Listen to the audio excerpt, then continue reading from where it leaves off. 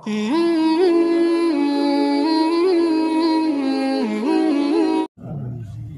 لوگ محنت تو کرتے ہیں دنیا کے لیے اور اللہ سے دعاؤں کے ذریعے ہدایت چاہتے ہیں۔ آپ مجھے بھی بات کا جواب دیجئے، ایک آدمی دکان دھونے لگا ہے، زمیندارہ تو نہ کرے لیکن دعا کرے بیٹھ کے کہ اللہ تو مجھے نفع دے دے اور اللہ تو مجھے غلہ دے دے۔ آپ مجھے بتائیے دنیا میں اس بات کو کوئی مانے گا نہیں، وہ کہے گا دعا بھی کرو لیکن محنت بھی کرو۔ تجارت کی اگر دکان ہے تو نفع کی امید کی جا سکتی ہے، اگر زمیندارہ ہے اور زمیندارے پر محنت کر کے آدمی تو غلے کی امید کر سکتا ہے۔ لیکن میں صاحب سے بحث کرتا ہوں کہ جب اس حقیر دنیا کا اصول یہ ہے کہ آپ کسی لائن کی محنت کیے بغیر اس لائن کا فائدہ حاصل نہیں کر سکتے، تو آپ مجھے اس بات کا جواب دیجئے کہ جب یہ حقیر دنیا کا یہ اصول ہے تو پھر ہدایت محنت کا بغیر کیسے حاصل کی جا سکتی ہے؟ موٹی سی بات ہے۔ ہر آدمی کے ذہن میں یہ ہے کہ ہدایت دعاؤں سے ملے گی۔ بھائی صاحب آپ میری ہدایت کی دعا کر دیں، امیر صاحب، پیر صاحب، شیخ، ولی، بزرگ سب سے دعاؤں کی درخواست کرواتے ہیں، لیکن مقصد زندگی مال کمانا، دن بھر مال کے لیے پھرنا اور کوششیں کرنا اور ہدایت دعاؤں سے حاصل کرنا۔ میں آپ سے پوچھتا ہوں کہ اگر آپ دین کے معنی چھوڑ کر دعاؤں سے ہدایت حاصل کر سکتے ہیں تو کیا آپ اس حقیر دنیا میں بغیر زمینداری کے غلہ حاصل کیوں نہیں کر سکتے اور بغیر دکان کے نفع حاصل کیوں نہیں کر سکتے اور بغیر ملازمت کے تنخواہ حاصل کیوں نہیں کر سکتے؟ آپ کہتے ہیں نہیں محنت کرنی پڑے گی تو کچھ ملے گا۔ میں عرض کرنا چاہتا ہوں یہی اللہ تعالیٰ کا بھی دستور ہے کہ جو ہمارے راستے میں محنت کریں گے ہم انہیں ہدایت البتہ ضرور بھی ضرور دیں گے، لیکن کامیاب وہ ہوتا ہے جس کی محنت درست ہو۔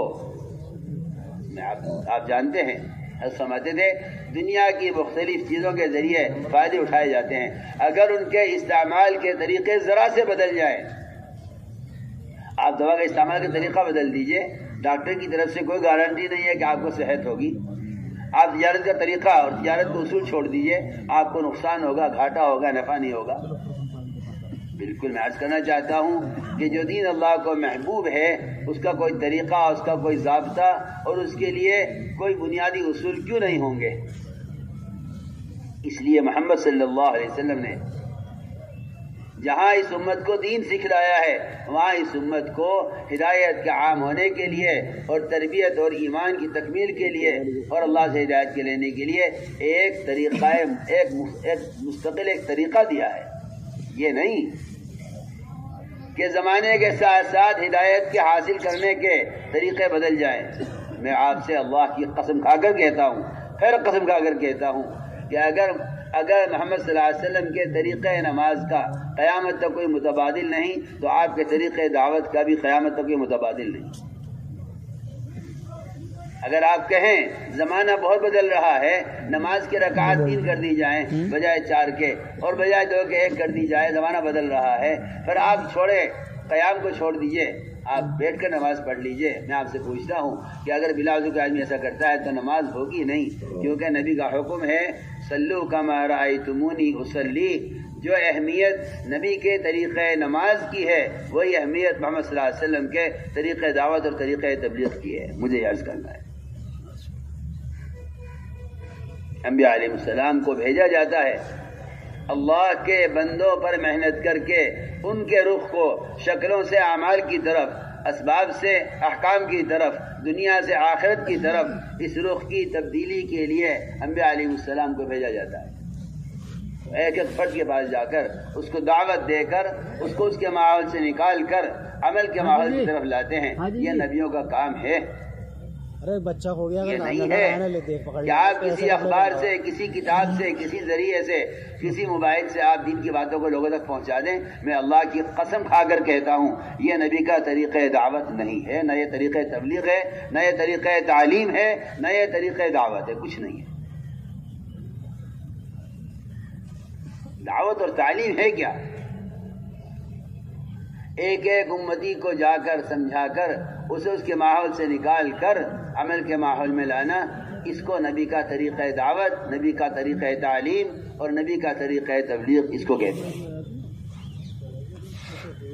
اگر یہ طریقہ بدلے آپ کو چلت پھرت میں نظر آئے گا کام ہے، میں آپ کے ساتھ عرض کرتا ہوں کہ تربیت اور تعلق مع اللہ حاصل نہیں ہوگا۔ وجہ کیا ہے؟ وجہ یہ ہے کہ آپ نے دعوت کا طریقہ بدل دیا۔ اس لیے میری بات یاد رکھنا،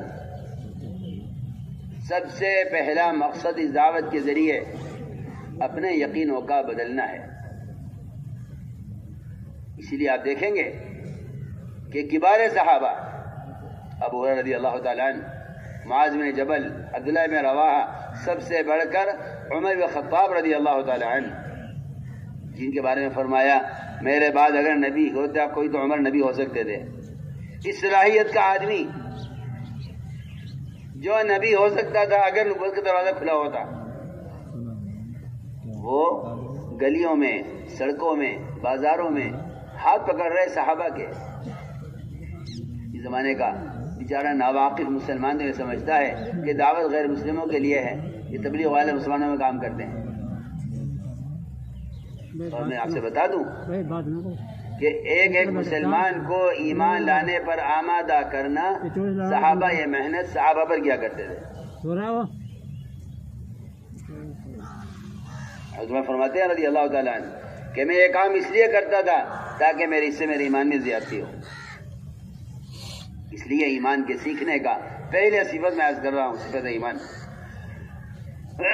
اس صفت ایمان کے سیکھنے کا جو سب سے بنیادی طریقہ ہے، ایمان میں کمال پیدا کرنے کا جو بنیادی طریقہ ہے، وہ یہ ہے کہ گشتوں کے ذریعے ایک ایک کے پاس جا کر اس کو دعوت دے کر اس کو اس کے ماحول سے نکال کر عمل کے ماحول میں لایا جائے۔ اس کام کو کیے بغیر اس امت کا کوئی فرد خیر امت نہیں ہو سکتا۔ میں کیا آپ سے کو سمجھاؤں؟ نماز، روزہ، حج، زکوٰۃ، ذکر، تلاوت پچھلی امتوں کے اندر یہ اعمال تھے، مگر وہ افضل امت نہیں ہے، وہ خیر امم نہیں ہے۔ خیر الامم ہونے کے لیے، افضل امت ہونے کے لیے یہ بنیادی شرط ہے۔ میں شرط کہہ رہا ہوں، قرآن پڑھ کر کہہ رہا ہوں، شرط کہہ رہا ہوں کہ آپ اس وقت تک خیر امت نہیں ہو سکتے جب تک آپ جا کر لوگوں کو دعوت دے کر ان کو ان کے ماحول سے نکال کر عمل کے ماحول میں نہ لائیں، آپ خیر امت نہیں ہو سکتے۔ تو میں نے عرض کیا کہ سب سے بنیادی بات یہ ہے کہ منکر کو بدلنے کا طریقہ یہ نہیں ہے کہ آپ منکرات لکھ کر اخبار میں چھاپ دیں، نہیں، منکر سے روکنا اور معروفات کا حکم کرنا یہ عبادت کی طرح ایک بدنی محنت ہے، عبادت کی طرح ایک بدنی محنت ہے۔ اس کا تعلق تحریر سے نہیں ہے، اس کا تعلق تحریک سے ہے، اس لیے کہ منکر کرنے والے کی جگہ کا تبدیل کرنا یہ اصل تربیت کا اصول ہے۔ بات کا پہنچانا تبلیغ ایسا کا ملفوظ ہے، کان میں بات ڈالنا تبلیغ نہیں ہے، دعوت دے کر لوگوں کو ان کے ماحول سے نکالنا اصل ہے۔ اس لیے کہ جب تک آدمی منکر کی جگہ کو چھوڑتا نہیں، اس وقت تک اس منکر کو چھوڑنے کی استعداد پیدا نہیں ہوتی، کیونکہ منکر کی ظلمات اور منکر کی ظلمتوں کا اسے اندازہ نہیں ہوتا۔ وہ تو منکر کی ظلمتیں جب محسوس ہوتی ہیں جب آدمی اس ماحول سے نکل کر نوری جو انوارات کے ماحول میں، فرشتوں کے ماحول میں، اللہ کی رحمتوں کے ماحول میں آتا ہے، تب پتہ چلتا ہے ہم کیا گناہ کر رہے تھے۔ اس لیے میں تاکید سے کہہ رہا ہوں کہ تبلیغ میں گشت کا اصل جو موضوع ہے وہ نقل و حرکت کے ذریعے ہر امتی کو دعوت دے کر اعمال مسجد جوڑنا، یہی امر معروف نہی منکر کی عملی شکل ہے، اور میں عرض کر دیتا ہوں کہ یہی ایمان کی تکمیل کا اصل سبب ہے۔ یہاں لا کر اللہ کا تعارف کرواؤ، اللہ کا تاثر اللہ کے گھر سے پیدا ہوگا، اللہ کا تاثر اللہ کے گھر سے پیدا ہوگا۔ آپ کسی غریب کے جھوپڑے میں جا کر بیٹھیں، اس کی غربت کا تاثر دل میں پیدا ہوگا۔ آپ کسی وزیر کوٹھی میں جائیں، اس کی وزارت کا تاثر پیدا ہوگا۔ آپ کسی مالدار کی کوٹھی میں جائیں، اس کی مالیت کا تاثر پیدا ہوگا۔ تو آپ غور کیجئے، پھر اللہ کے گھر میں آ کر اس کی بڑائی کو سننے بیان کرنے سے اللہ کا تاثر کیوں نہیں پیدا ہوگا؟ اس لیے اللہ تعالی نے صاف اعلان کر دیا ہے کہ صرف وہی لوگ ہیں ایمان والے، صرف وہی لوگ ایمان والے ہیں جو مسجدوں کو اعمال سے آباد رکھتے ہیں. من آمن باللہ یعمر مسجد من آمن باللہ. مسجدوں کو وہی لوگ آباد کریں گے جو اللہ پر ایمان رکھتے ہیں. ورنہ میں صاف صاف عرض کر دیتا ہوں، بازاروں کا آباد کرنا، ہوٹلوں کا آباد کرنا، عیاشی گڈوں کا آباد کرنا، یہ کس کا کام نہیں ہے؟ کس کا کام نہیں ہے؟ سارے کفار، سارے اغیار، سارے دین کے مٹانے والے وہ اس مقصد میں لگے ہوئے ہیں کہ منکرات کو پھیلایا جائے جہاں تک ہو سکے. مشکل اس بات کی ہے کہ مسلمان معروفات کا ماحول کرنے کی کوشش نہیں کر رہا ہے، جبکہ اغیار منکر کے ماحول کو قائم کرنے کے لیے اپنے جان و مال کی قربانیاں ہم سے زیادہ دے رہے ہیں. تو میرے بزرگ دوستو عزیزو، نہ ماحول دعاؤں سے بدلتا ہے اور نہ ماحول بیانات سے بدلتا ہے. ماحول کا بدلنا یہ ہے کہ منکر کرنے والے کی جگہ کو تبدیل کر دیا جائے. اس لیے پہلی میں صفت عرض کر رہا ہوں، صفت ایمان. اس کے حاصل کرنے کا، اس میں کمال پیدا کرنے کا طریقہ یہی ہے. اٹھو ہمارے ساتھ، چلو ہمارے ساتھ، آؤ ہمارے ساتھ، اپنے پر ایمان لے ہمیں. اس طرح صحابہ کرام مسجدوں میں ایمان کے حلقے قائم کرتے تھے اور یہاں لا کر بات کرتے تھے. میں آپ سب سے تاکید سے عرض کر رہا ہوں، ہر گشت کرنے والا مسجد سے اس ارادے سے نکلے کہ میں اللہ کے بندوں کو اللہ کے گھر میں لانے کے لیے جا رہا ہوں. اگر تم یہ ارادہ کر کے نکلو گے، میں سمجھتا ہوں کہ اللہ لوگوں کے قلوب کو آپ کے اس ارادے پر متوجہ کریں گے خیر کی طرف. ہر گشت کرنے والا اس ارادے سے گشت کرے کہ میں ملاقاتوں کے ذریعے تاجر سے لے کر، کاشتکار سے لے کر، مزدور سے لے کر بادشاہ تک کو اللہ کے گھر میں اللہ سے ملانے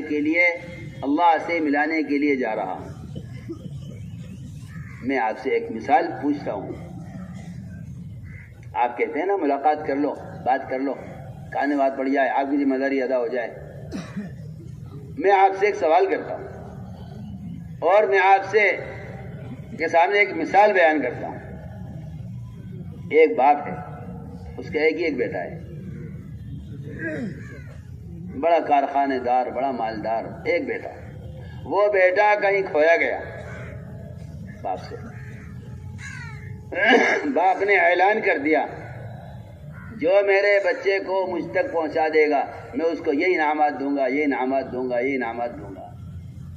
ایک صاحب کو وہ بچہ مل گیا. انہوں نے بچے کو پکڑا اور بٹھا کے سمجھایا، کہا بیٹے گھر چلے جاؤ، یہاں نہ پھرو، اور یہ سمجھا کے چھوڑ دیا اس کو وہیں.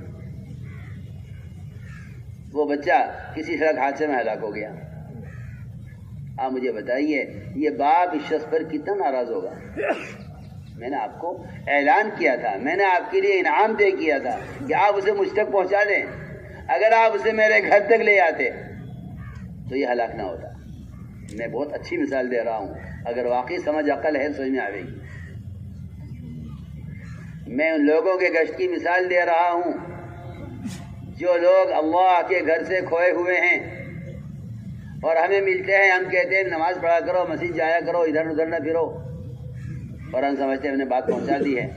میں کہتا ہوں کہ اگر آپ نے اس کو اس عمل سے نہ جوڑا اور وہ بغیر کلمے کی دنیا سے چلا گیا، مجھے آپ بتائیے جتنا غصہ اس باپ اپنے بیٹے پر آئے گا، اس سے زیادہ غصہ اللہ رب العزت کو اس بندے پر آئے گا کہ جو اللہ کے بندوں سے ملا ہے اور اس نے انہیں دعوت دے کر اللہ کے گھر تک نہیں پہنچایا. میں بہت اہم بات کہہ رہا ہوں. سوچیے، جبکہ اللہ تعالیٰ کو اپنے بندوں سے اتنی زیادہ محبت ہے کہ اگر ساری ماؤں کی محبتیں ایک عورت کے دل میں جمع کر دی جائیں تو اس سے زیادہ اللہ اپنی مخلوق سے محبت کرتے ہیں. ارحم الراحمین کسی کی صفت نہیں ہے. ارحم الراحمین